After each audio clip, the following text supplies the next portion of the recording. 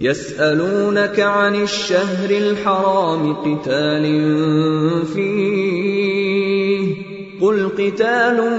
فِيهِ كَبِيرٌ وَصَدٌّ عَن سَبِيلِ اللَّهِ وَكُفْرٌ بِهِ وَالْمَسْجِدِ الْحَرَامِ وَإِخْرَاجُ أَهْلِهِ مِنْهُ أَكْبَرُ عِندَ اللَّهِ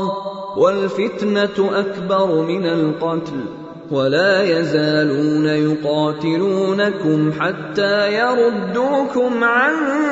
دِينِكُمْ إِنِ اسْتَطَاعُوا ۚ وَمَن يَرْتَدِدْ مِنكُمْ عَن دِينِهِ فَيَمُتْ وَهُوَ كَافِرٌ فَأُولَٰئِكَ